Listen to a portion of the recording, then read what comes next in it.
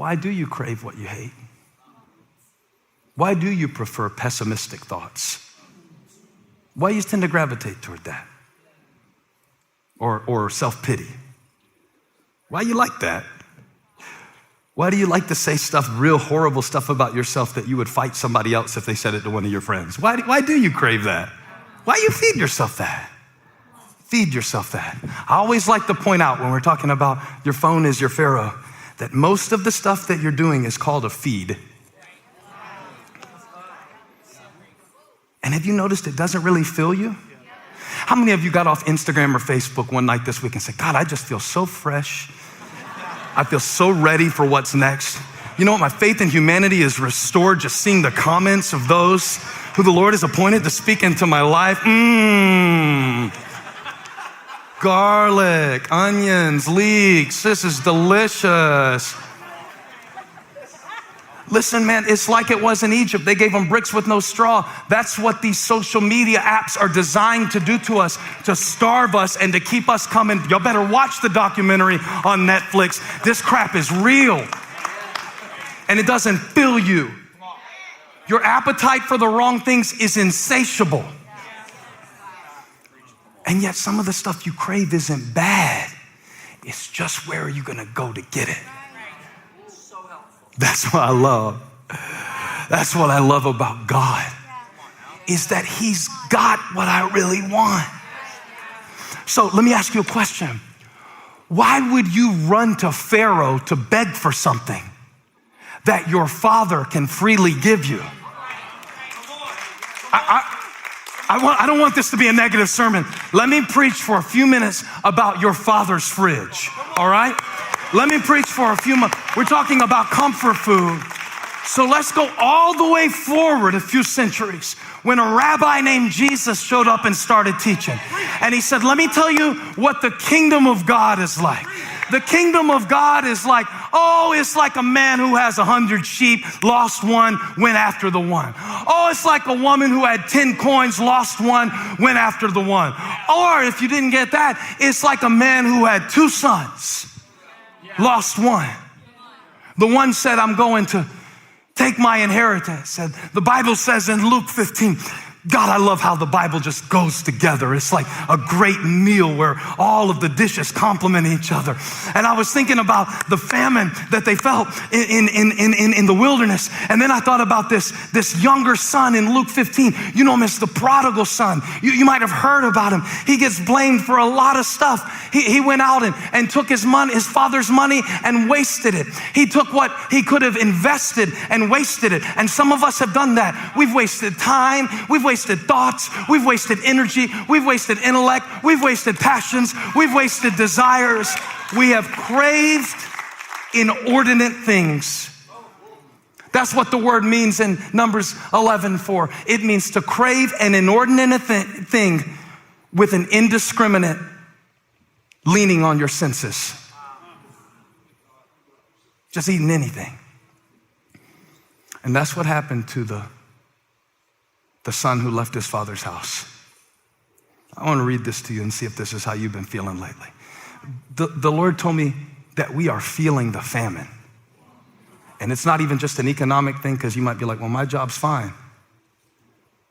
I think we're feeling a famine just for some basic human contact these days. Because everything's new. And everything's the same. And it feels endless and it feels different all at the same time. I never had to walk up to people before and think, do we shake hands? Are we gonna do this? I used to have to be like, are we gonna dap? Are we just gonna shake? What are we doing? Are we doing this? Are we doing that? Now I don't even know if we should touch each other. I never had to ask that before. But it feels like it's just the same every day. And when the younger brother, look at Luke 15, verse 13, it said, he got together everything that his father gave him, set out to a distant country. You see that? Yes? Put it in the chat, say, I see it, a distant country. So he went to a foreign place, just like the Israelites. Now here's the difference. He went to a foreign place, put the verse back up, please. He went to a foreign place, and he wasn't running from a famine. He was running from his father. I understand running from a famine. But why would he run from his father? When he got there, he squandered his wealth in wild living. When you read that, you think about all the things that you don't struggle with. But I would challenge you to plug in something that personally fits for you there. Don't take it straight to the strip club because you would never go there when you see wild living. Think about the other things. Think about the things that keep you spending. Not just money, but keep you just spending. Hungry, thirsty, right? Feeding. Think about these things. Think about what it is for you. It could be something different for each person in here. But look at this, what happened. Next verse, please. After he had spent everything, because that's what eventually happens. That's what eventually happens. Eventually you're just spent. How many can testify that eventually, you know, when you go to a foreign place, away from who you know you really are, away from character first, chasing after applause from people or chasing after somebody's approval, it doesn't fill you. Pharaoh can never feed you. There aren't enough fish in the world. And while we're at it, the fish aren't that good. They aren't as good as you remember them. They aren't as good as you imagine them. The fish are not that good. It's full of bones and it'll choke you on the bones. The fish are not that good. The fish are not worth me giving up myself for. The fish are not worth me giving up my peace for. No, there's not a fish in the world. There is not a fish in Egypt. There is not a fish in the Nile that is worth me giving up my knowledge of God and myself. That's what the younger brother did. And after he had spent everything, there was a severe famine in the whole country, and he began to be in need. And it was a good thing that there was a famine because it brought him back to his father. It's a good thing. If it brings you closer to God, it's a good thing. I'm not talking about feels good in this 5 minutes. I'm not talking about comfort. I'm talking about change, grace, faith. The good stuff, the stuff you can live on. Not what this kid started eating. Look what happens to you when you leave your father. Look what happens to you when you start remembering Egypt's fish and forgetting God's faithfulness. Look what happens. This boy went and hired himself out to a citizen of that country. You don't belong here. I'm saying that to somebody. You do not belong in this low place. You do not belong at 3 a.m. on some Pornhub trying to find something to fill you that only makes you more hungry. You do not belong in that place. And yes, this is a real pulpit. And yes, we talk about real stuff. And yes, I live in the world. And yes, I know that some of us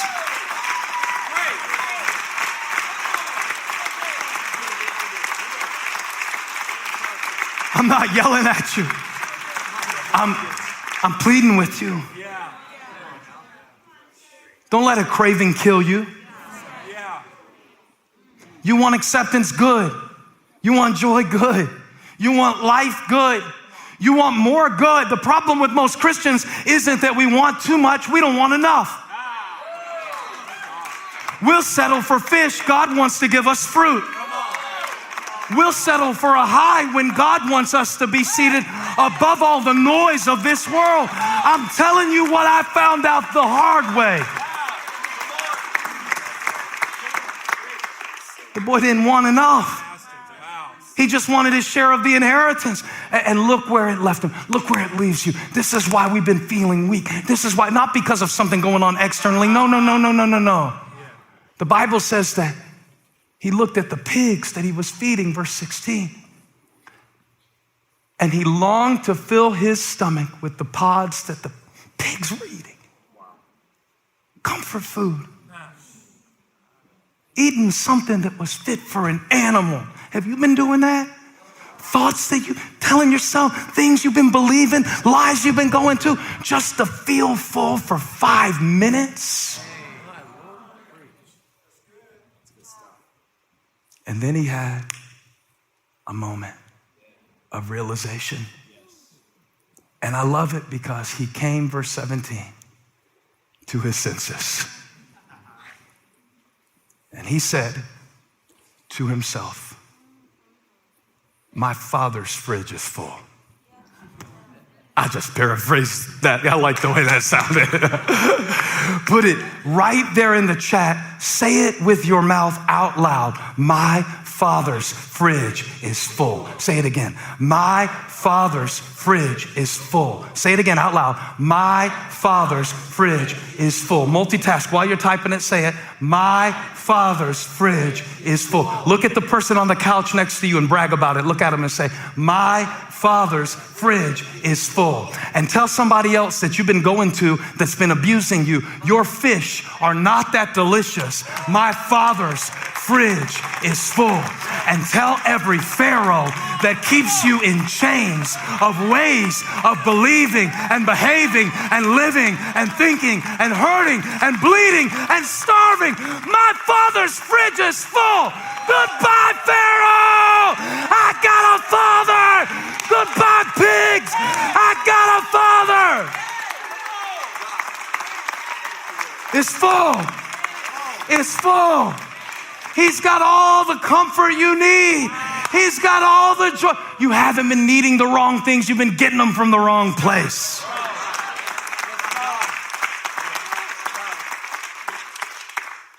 It's an acquired taste. Truth is an acquired taste when you've been eating lies all your life. So the Lord said that we should think about comfort food today. We should ask ourselves the question, why do I crave what I hate?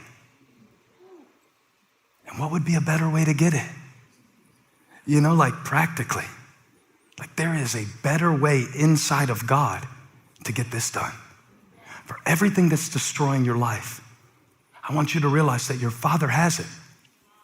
In every decision that you make, here's what you're deciding. Am I gonna get it from Pharaoh or am I gonna get it from my Father? One is a chain restaurant. It's gonna keep you stuck right where you are in Egypt.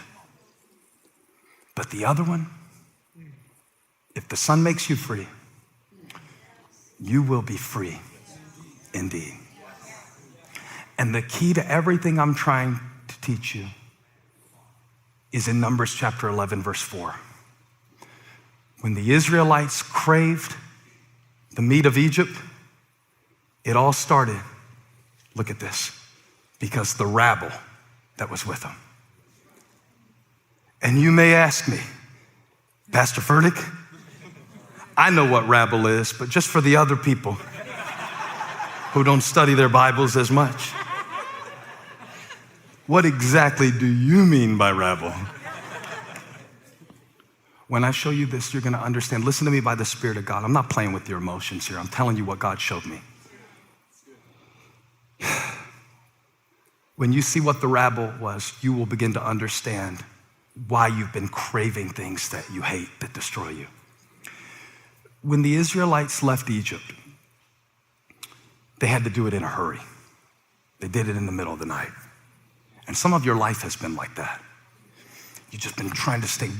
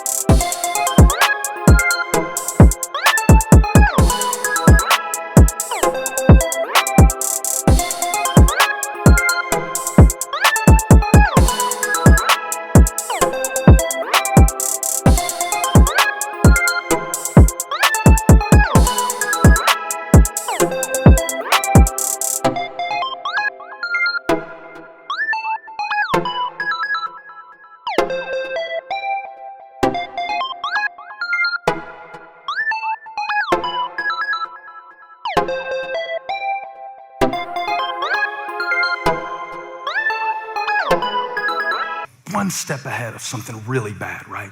It's survival mode. Stay with me. I know I've said a lot, and I know I cook too much, but get some Tupperware and take this home, okay?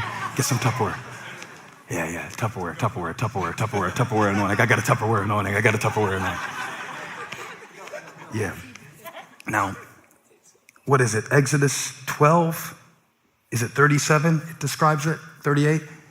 When they left in the darkness, about 2 million strong, 600,000 men, women, and children, when they left on foot like that, and they got everything they could in their hands from the Egyptians, and they left Egypt, where they were enslaved, where they went to originally be fed, which represented the place of bondage, which represents what you might be leaving this year or trying to leave. Here's what happened. Many other people went up with them. That's the rabble. When it says, give me Numbers 11:4 again.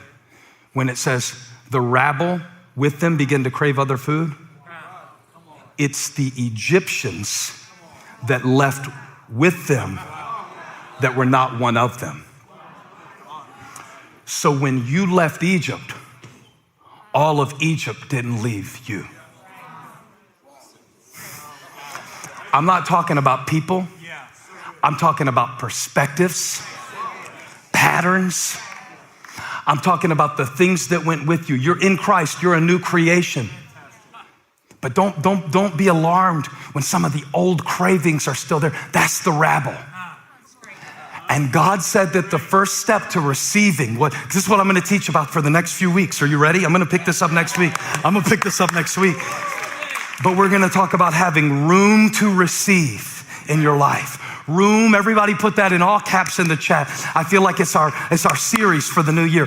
Room to receive. And in order to have room to receive the new things, the grapes of Canaan, the promises of God, the good things, the encouragement, the life, the joy, the honey, the sweetness, the things that God has called you to savor, the truth that is already in you but keeps getting crowded out by the lies, by the rabble, by the routines, by the attitudes, by the beliefs, by the behaviors, by the limitations, by the examples you've seen. I just spelled the word rabble. Go back and check it. It's all of those things. It's the routines, it's the attitudes, it's the beliefs, it's the behaviors, it's the lies, the limitations you believe, and it is the examples that you have seen set that keep you reaching for Egypt's fish when Canaan's grapes are right in front of you. And I want you to remember going into this new year that before you can receive the blessing,